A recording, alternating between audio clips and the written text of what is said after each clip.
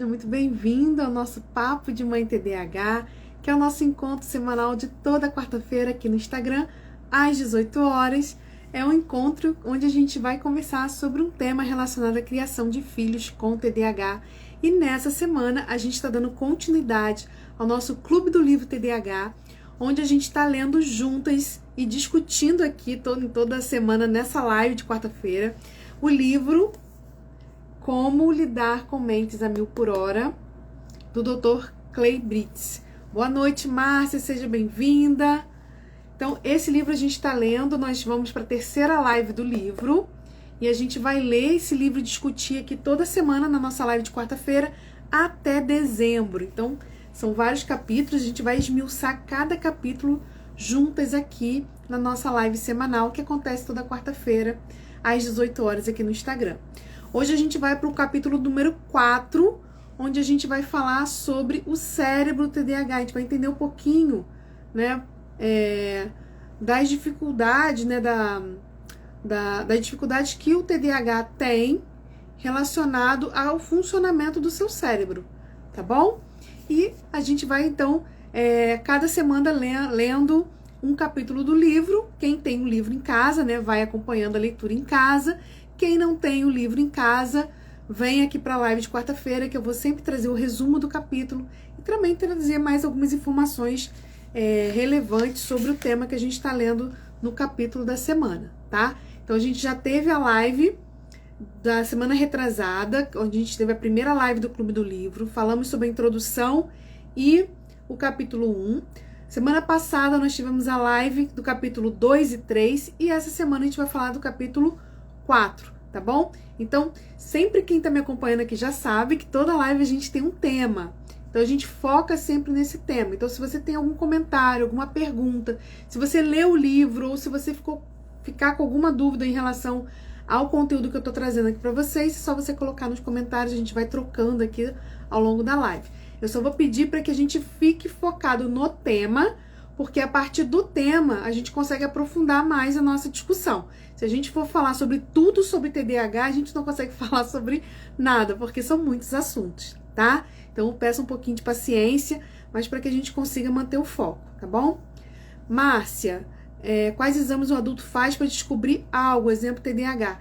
TDAH, não existe exame que detecte o TDAH, entendeu? O médico ele pode até pedir alguns exames para descartar outras condições médicas, tá? Por exemplo, tem médico que pede exames tireoide, por exemplo, né, adulto, exames hormonais, porque a pessoa, né, pode ter alguma alteração hormonal que pode estar causando os mesmos sintomas, né, os sintomas parecidos com o TDAH. Então, os exames que são pedidos, aí vai depender de cada médico, né, são pedidos não para detectar o TDAH, não para descobrir o TDAH, mas para identificar se aqueles sintomas que a pessoa está tendo faz parte do TDAH, né, ou de alguma outra condição médica ou algum outro tipo de transtorno, tá bom? Mas a gente vai falar de TDAH adultos, tudo sobre diagnóstico e tratamento de TDAH adulto, no capítulo 9, tá? Vai demorar um pouquinho ainda, porque a gente tá no 4, mas a gente vai ter uma live só sobre isso, ok? Mas exame nem para criança, nem para adolescente, nem para adulto, a gente tem exame que detecte TDAH, tá? É claro que é importante que o médico peça, porque ele vai avaliar a pessoa como um todo, né? Não vai avaliar só o TDAH, ele vai avaliar a pessoa. E aí os exames são pedidos para avaliar a saúde, né, da pessoa, tá? Então, a gente já vai iniciar aqui na nossa live. Então, o tema de hoje, né, é o capítulo 4 do nosso livro. Vou colocar aqui mais uma vez. Se você não tem esse livro, gente, eu super indico, principalmente você que é mãe de TDAH, você que tem TDAH, ou você que tem alguém na sua família, você quer entender um pouquinho mais, você que é professora. É um livro super acessível, super atual, com todo embasamento científico, com uma linguagem muito fácil para que vocês, né, possam entender, que as pessoas possam entender, e também um custo, né, também acessível para que as pessoas possam adquirir, tá bom? Então, esse livro aqui que a gente está lendo, ó, Como Lidar com Mentes a Mil por Hora, do Dr. Clay Britz, ok? Então, vamos para o capítulo 4. Lembrando, gente, a gente está construindo, né? Como a gente está no Clube do Livro lendo vários capítulos, apesar de cada capítulo ter o seu tema, a gente está construindo uma ideia, né? Um conhecimento aqui. Então, quem assiste uma live isolada vai ter conhecimento, vai adquirir conhecimento, vai aprender coisas? Sim, óbvio. Vai ajudar bastante? Vai. Mas para quem está acompanhando, né, está assistindo todas as lives, você vai ter um conhecimento ainda muito mais significativo, muito mais aprofundado sobre o tema. Por quê? Porque a gente está construindo desde a introdução, do capítulo 1, capítulo 2, capítulo 3, todo esse conhecimento a respeito do TDAH, ok? Então, se você não assistiu ainda a live 1 e a live 2, vai depois aqui no meu Instagram, tá salvo aqui no meu Instagram, ou então você vai no meu canal do YouTube, chamado Juliana Deodato, que é o meu nome, também estão salvas lá no meu canal do YouTube, para que você possa assistir as lives, né, que a gente já fez, as 2 lives que a gente já fez. Hoje a gente está indo para a 3ª live. E o livro, né, o capítulo 4, vou até abrir aqui para poder acompanhar com vocês, ele vai falar o seguinte, ele vai falar um pouquinho sobre o funcionamento do cérebro. Ele não aprofunda muito isso, mas ele traz uma informação muito importante sobre como o nosso cérebro se desenvolve. E ele vai falar justamente aonde que está o problema do TDAH nesse desenvolvimento. Então, é muito importante que a gente saiba disso, né? Principalmente você que é mãe de TDAH, que você entenda que o TDAH não é um transtorno, apesar da gente ter um impacto no comportamento da criança, mas ele não é um transtorno comportamental. Ele é um transtorno do neurodesenvolvimento, que significa que é um transtorno que está ligado ao desenvolvimento do cérebro. E por estar ligado ao desenvolvimento do cérebro, ele traz uma série de dificuldades, ele apresenta alguns déficits que impactam diretamente no comportamento da criança, tá?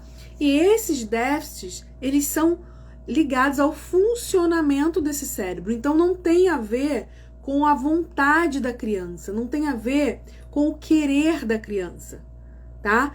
Tem a ver com um cérebro que está funcionando de uma forma que gera dificuldades em várias áreas da vida dela, tá? E por ser um déficit no funcionamento do cérebro, muitas estratégias que às vezes a gente quer usar com a criança, às vezes não tem resultado. Por quê? Porque muitas vezes esse cérebro vai precisar de uma ajudinha a mais, que é a medicação. Claro que não são todas as crianças, não são todas as pessoas que têm TDAH que precisam da medicação, mas cerca de 80% das pessoas que têm TDAH vão precisar, né, vão se beneficiar da medicação, porque a medicação vai atuar justamente no funcionamento desse cérebro, para ajudar esse cérebro a funcionar melhor, vamos dizer assim, né, para que as estratégias que a terapia, né, que a criança aprende, né, estratégias comportamentais possam surtir efeito, para que ela consiga usar essas estratégias, porque muitas vezes ela não consegue usar as estratégias comportamentais porque falta combustível no cérebro dela para o cérebro dela funcionar, ok? Camila, quando saber que a criança precisa tomar os medicamentos? A gente vai ter uma live nossa, o cronograma tá até aqui no meu Instagram, tá? Mas a gente vai ter uma live, deixa eu ver aqui direitinho, que é no capítulo 6, a gente tá no 4, tá? No capítulo 6 a gente vai falar sobre medicação, a gente vai falar bastante sobre medicação, tá bom? Mas eu vou responder rapidinho a sua pergunta, que é assim, a medicação, ela é indicada quando a criança está tendo muitos prejuízos em diversas áreas da vida dela, tá? O TDAH, ele traz prejuízos de uma forma geral, mas a medicação, a criança, ela está tendo mais prejuízos em mais áreas da vida. Então, quem faz essa avaliação para ver a necessidade da medicação? É principalmente o médico, né? Porque é ele que tem o conhecimento, né, maior sobre os efeitos da medicação, qual medicação e tudo mais. Mas se o psicólogo também pode perceber, né, que as estratégias comportamentais não estão surtindo tanto resultado porque está faltando alguma coisa. E essa coisa pode ser a medicação, então encaminha para o médico fazer essa avaliação, tá? Mas quem decide se há necessidade ou não de tomar o medicamento é o médico, a partir dos prejuízos, das dificuldades, do nível de esforço que essa criança está tendo que ter para realizar as coisas básicas do dia a dia. Tá bom? Então vamos lá. Então aqui no capítulo 4, que eu já fechei aqui, vou abrir de novo, ele começa, Dr. Clay, ele começa a falar o seguinte, que o cérebro TDAH, aliás, que o cérebro, de um modo geral, né, ele vai se desenvolvendo ao longo da vida. Então, o nosso cérebro, ele começa a se desenvolver desde quando a gente está lá, né, na barriga da nossa mãe, ele já começa a se desenvolver. A gente nasce, ele continua se desenvolvendo e ele vai atingir o seu ápice, né, o seu maior estágio de maturação em torno dos 25 anos, por aí. A gente não tem um consenso da idade, né?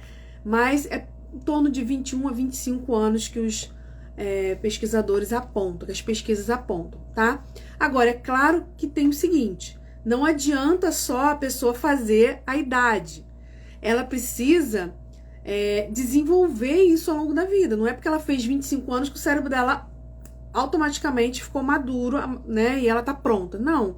Se ela, durante a vida dela, não foi estimulada para desenvolver, né, esse cérebro ao longo da sua infância, da sua adolescência, quando chegar com 25 anos, o cérebro dela continua imaturo. Ok? E isso é muito importante, até para que a gente entenda a importância do tratamento no TDAH. Porque muitas coisas no tratamento TDAH de uma criança, a gente está fazendo para lidar com os problemas que a criança está enfrentando agora, sim, mas também a gente vai estar fazendo prevenindo prejuízos na adolescência e na vida adulta. Para que quando essa criança atinja lá, né, a vida adulta dela, esse cérebro possa estar amadurecido de uma forma satisfatória. Porque se a gente não faz isso, a gente acaba... o cérebro dessa criança acaba, né, quando chegar lá na vida adulta, tendo alguns déficits significativos, né? E para corrigir isso é muito mais difícil quando a gente já está na vida adulta. Não é impossível, mas é muito mais difícil, tá? Então, o livro, no capítulo 4, ele já começa a falar o seguinte, que o nosso desenvolvimento, o desenvolvimento humano, ele envolve questões genéticas e questões ambientais.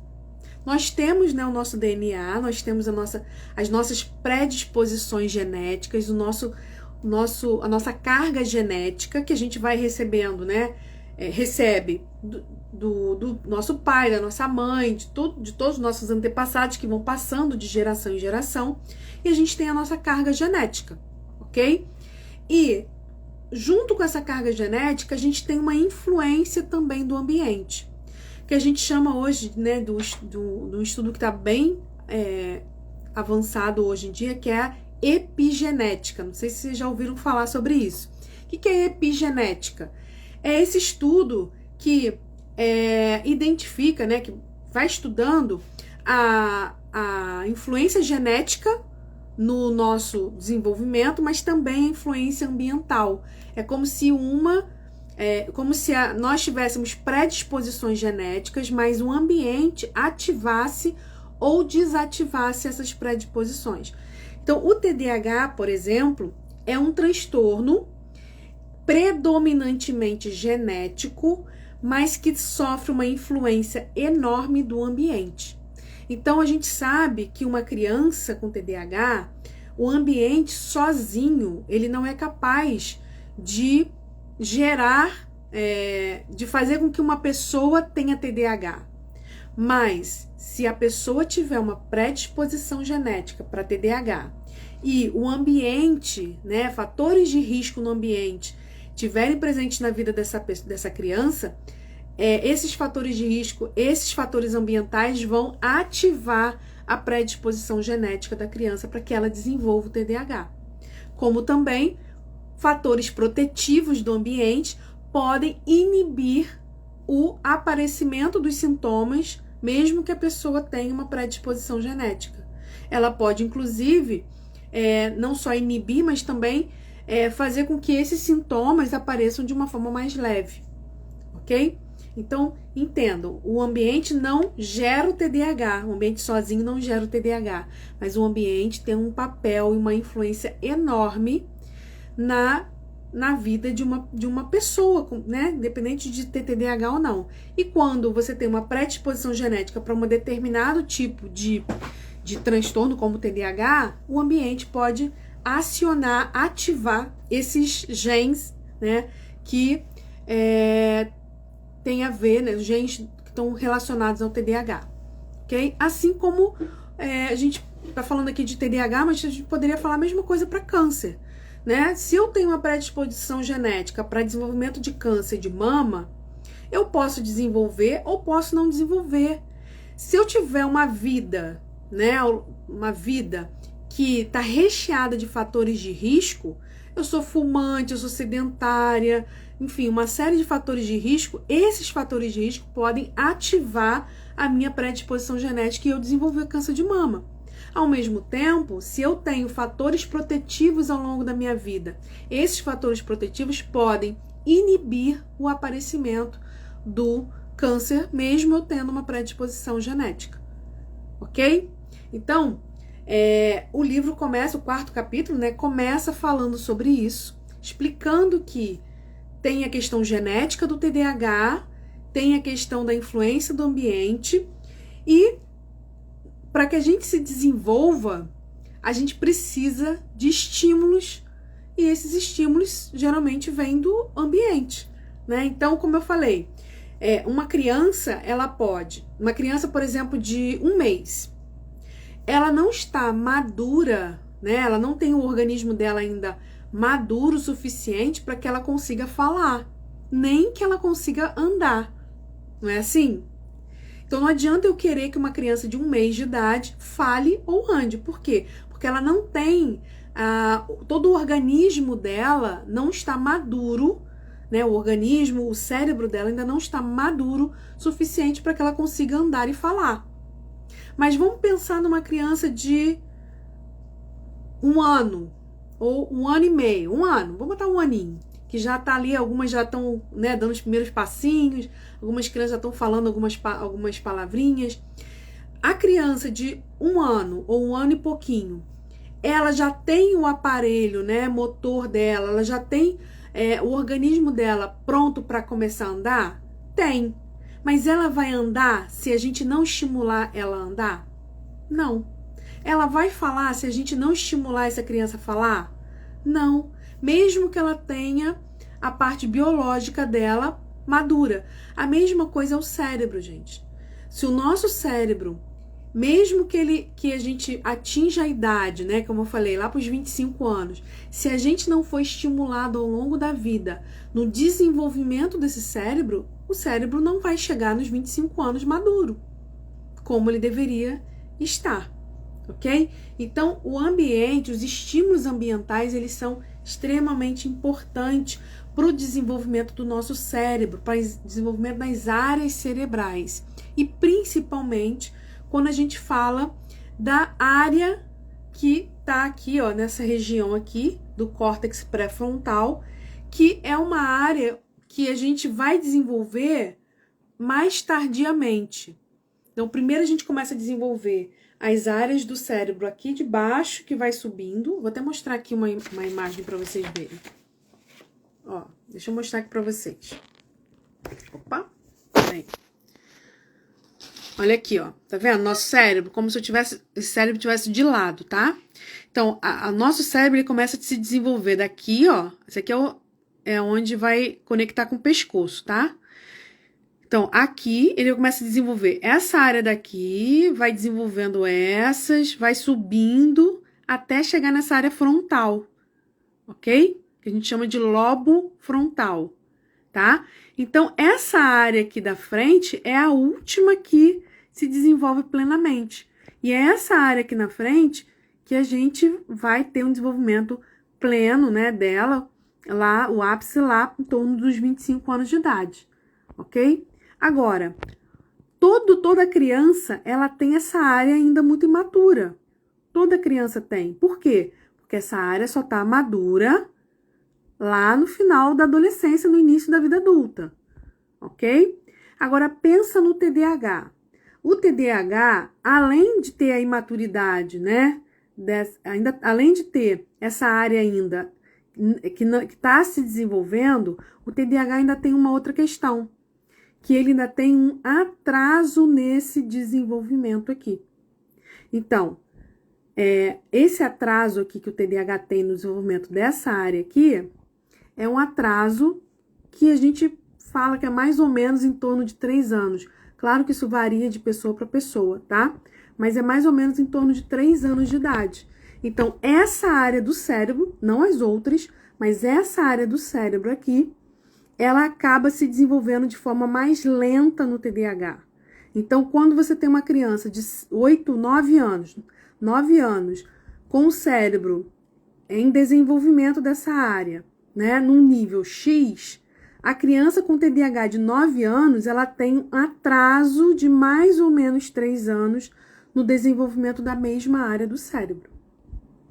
Isso é importante a gente entender, porque muitas vezes a gente exige da criança determinados comportamentos que ela não é capaz de realizar ainda, porque o cérebro dela ainda não está pronto para realizar aquilo sozinho, ok? É como se eu quisesse que o bebê andasse com 3 meses de idade, ela não tem condições, ninguém em sã consciência vai exigir que uma criança, um bebezinho de 3 meses ande, de 2 meses ande, porque a gente sabe que o cérebro dela, que o corpinho dela não está pronto para andar. Então a gente não vai exigir isso dela. Mas quando a gente olha para uma criança de 9 anos, a gente acha que ela é capaz de fazer um monte de coisa que ela não é, porque ela tem um atraso nesse desenvolvimento do cérebro. O cérebro dela desenvolve? Sim, mas ele desenvolve de forma mais lenta. Isso vai gerando um atraso.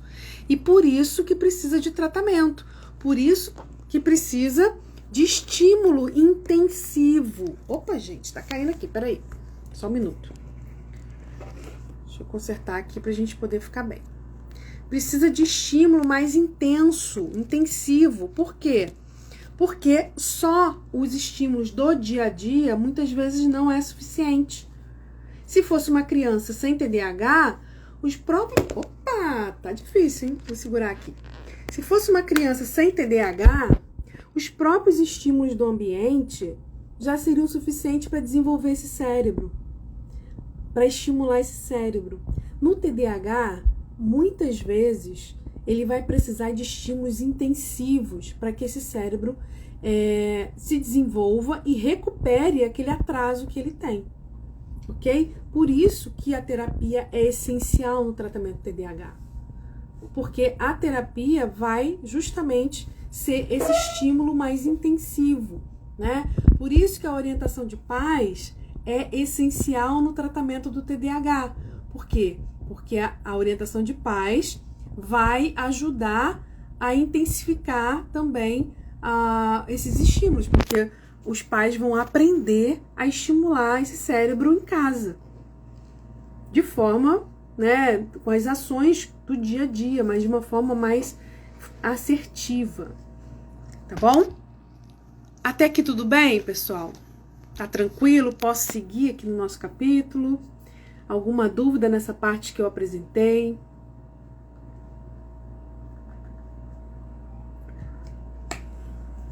Se tiver tudo bem, a gente pode seguir.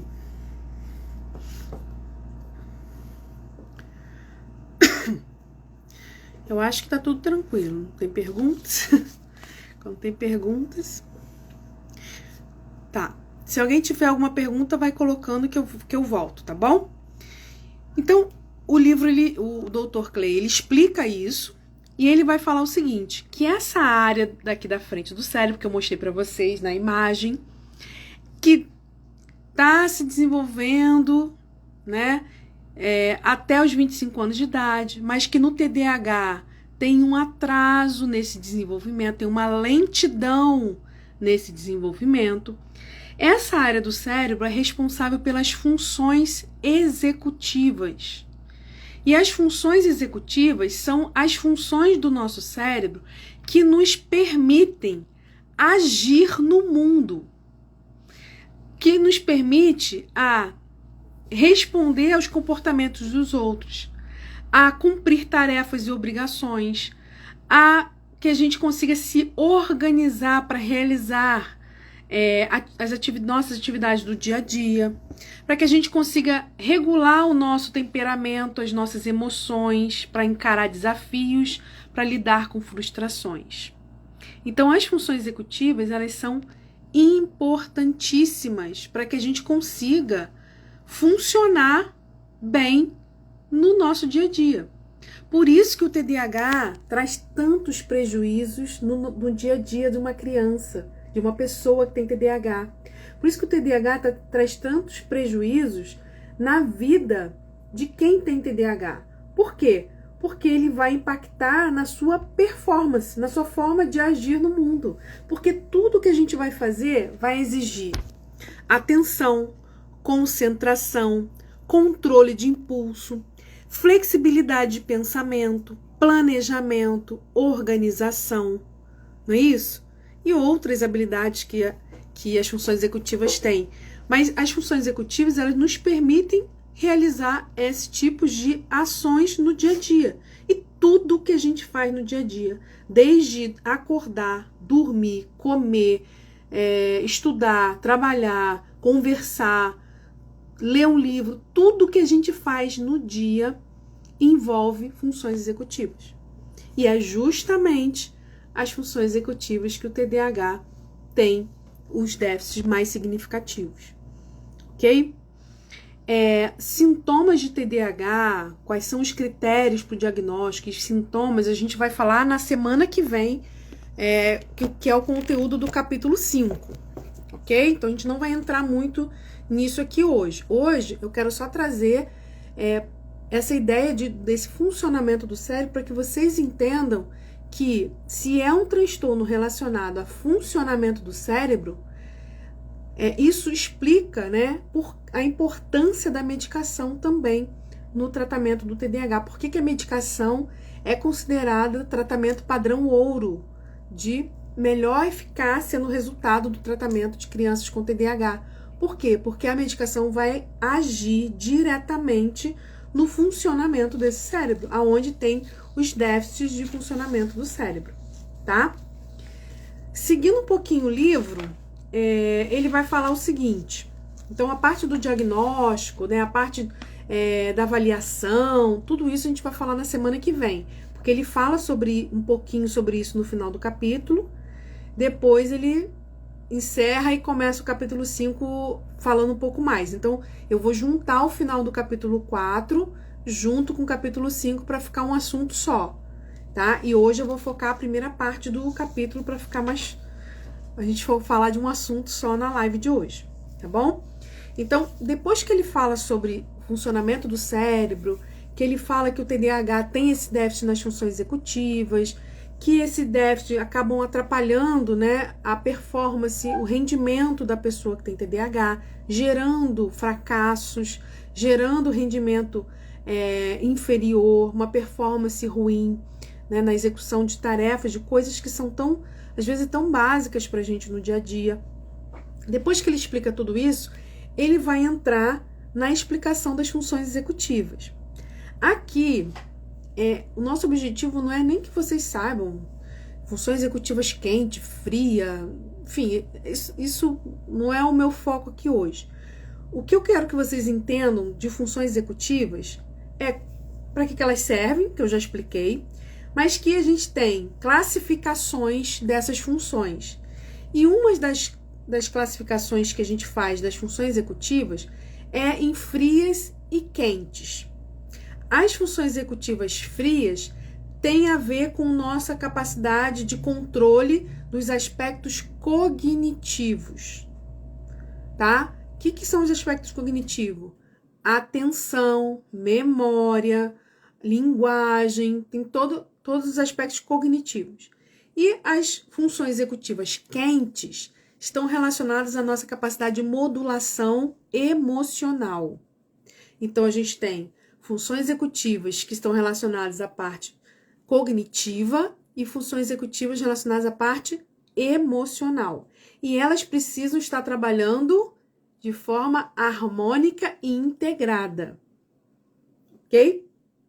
Então, elas precisam estar funcionando perfeitamente bem.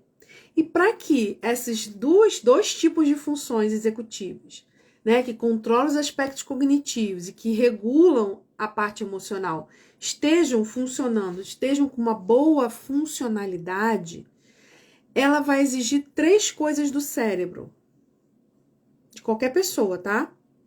Primeiro, maturidade das áreas que são necessárias para esse cérebro funcionar, que eu já expliquei.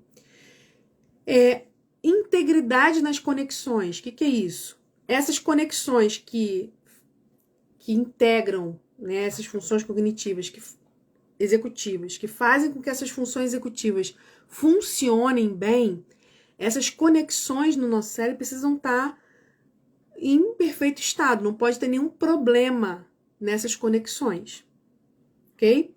E a terceira condição para essas conexões, para essas funções executivas funcionarem bem, é a quantidade ideal de dopamina e noradrenalina, que são 2 neurotransmissores que eu costumo chamar de combustível do cérebro.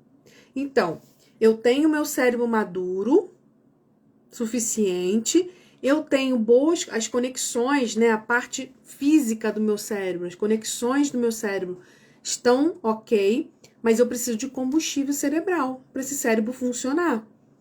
Se tudo isso estiver ok, eu vou ter uma boa função, vou ter boas funções executivas.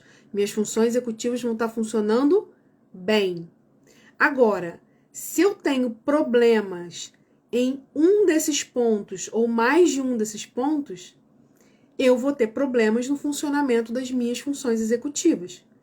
A grande questão é que o TDAH tem problemas nesses 3 pontos que eu falei. Tanto na maturidade, que eu expliquei que a maturidade do cérebro TDAH se desenvolve mais lento, então ele tem um atraso, né, nessa maturidade, então ele tem uma imaturidade cerebral que gira em torno de 3 anos. Então, só esse item já não cumpre. Segundo, a integridade das conexões também, algumas não foram feitas de forma adequada. Deixa eu abrir aqui para vocês, para mostrar aqui. Então, a integridade das conexões do cérebro, né?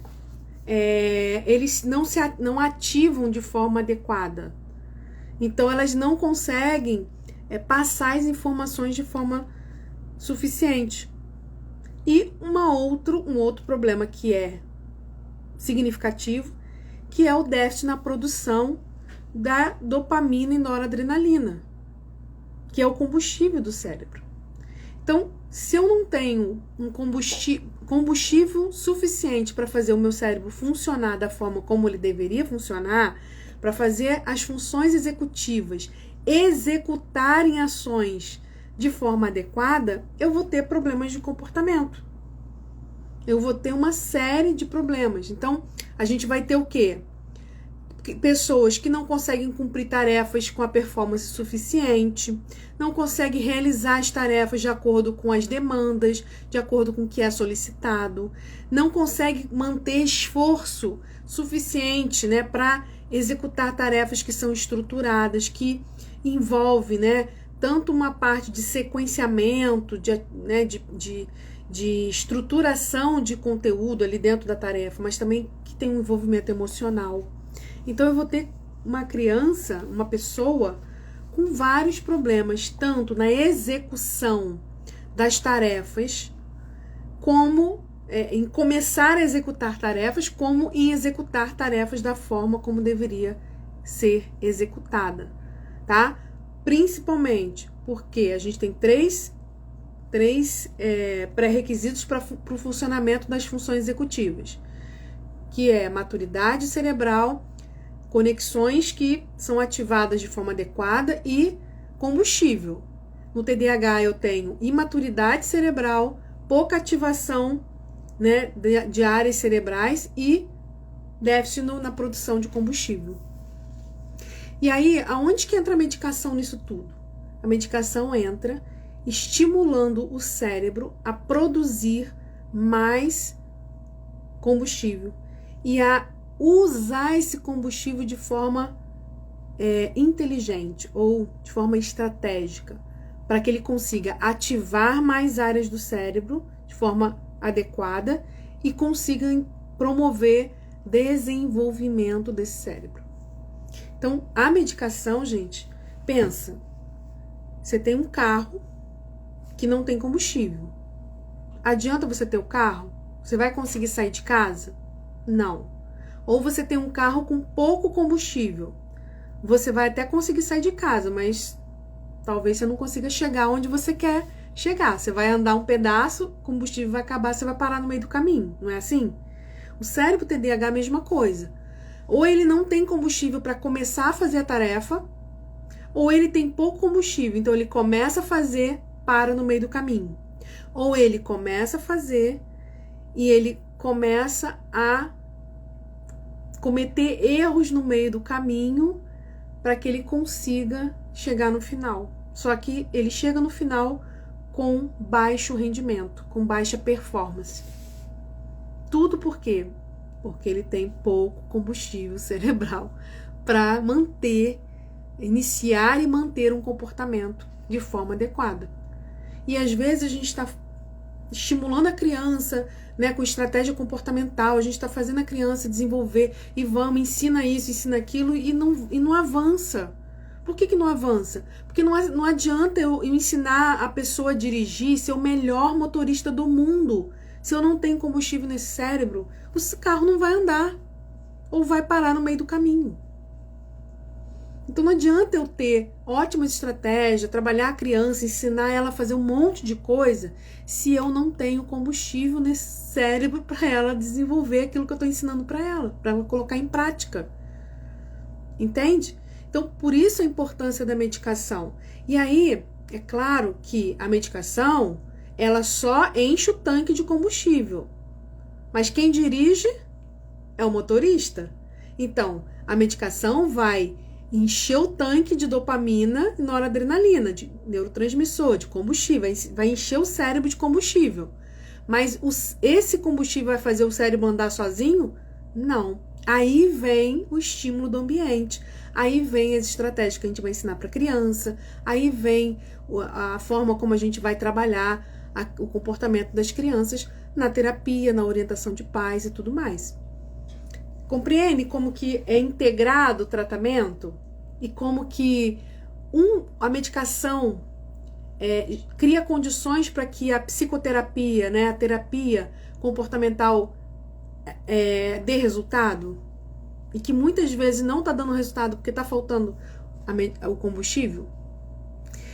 Então, assim, esse capítulo eu acho que ele é muito importante principalmente para os pais, né, que é o nosso objetivo aqui, entenderem que TDAH é um transtorno relacionado ao funcionamento do cérebro. Não é relacionado ao querer da criança. É relacionado ao funcionamento do cérebro. E para que esse cérebro funcione da forma adequada, para que essas funções executivas do cérebro permitam que aquela criança execute de forma com qualidade, né, as ações do dia a dia dela, ela precisa de 3 condições nesse cérebro, que no TDAH as 3 condições estão com déficit. Então, se o cérebro tem esse déficit e a gente não muda esse déficit, porque ela não... O que acontece, gente? O TDAH não deixa de ter TDAH, a pessoa não deixa de ter TDAH.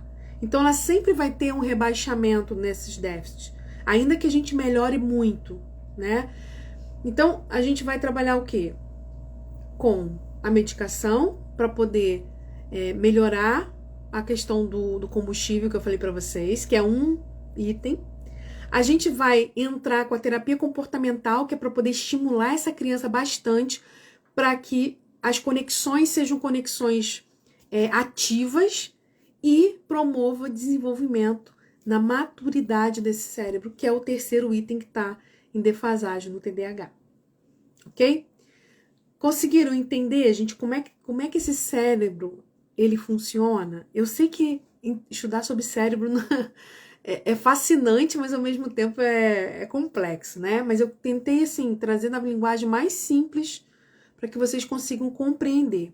Nós temos um cérebro que se desenvolve ao longo da vida, que a última área, né, que chega no seu ápice de desenvolvimento é a área frontal, que atinge a maturidade em torno de 25 anos, mas que para atingir maturidade a gente precisa de estímulos na nossa vida.